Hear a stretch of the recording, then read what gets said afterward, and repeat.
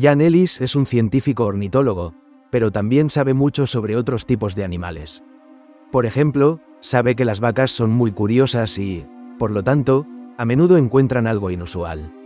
Ese día, estaba observando aves en las afueras de los pantanos de Frampton en Lincolnshire, Inglaterra, cuando vio un gran grupo de vacas mirando algo en el barro. La criatura se parecía mucho a una foca, lo cual no era muy sorprendente, ya que el borde de los pantanos se abre en la desembocadura de un río que fluye hacia el mar a solo unos kilómetros de distancia. La foca yacía allí, y así debía ser. Estos lugares se consideran protegidos, y es mejor dejar a los animales solos sin una necesidad real. Pero luego se dio cuenta de que las vacas no prestarían tanta atención a una foca normal, con la que seguramente están familiarizadas en la zona. Ajustó sus binoculares, miró más de cerca y se dio cuenta de que era una foca muy pequeña. Es probable que el pobre animal hubiera sido arrastrado al río con la marea, llevado a los pantanos, y cuando el agua retrocedió, se encontró atrapado en un barro impenetrable. Afortunadamente para las vacas, tienen patas largas, pero ¿qué pasa con sus aletas? El científico informó a los rescatistas sobre el pequeño, y pronto lo llevaron a una clínica veterinaria. Allí, encontraron que el pequeño era un recién nacido, probablemente de solo 5 días.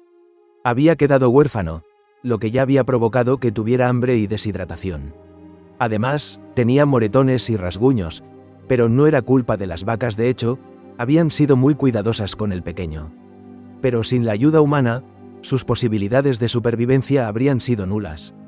Más tarde, los médicos también encontraron una infección pulmonar, y el trabajo se intensificó.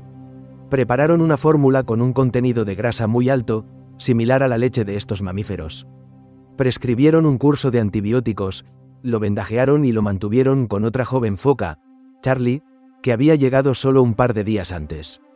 Los médicos se sorprendieron de lo confiada y cariñosa que era la pequeña foca, soportando tranquilamente todos los procedimientos y sin intentar morder a nadie.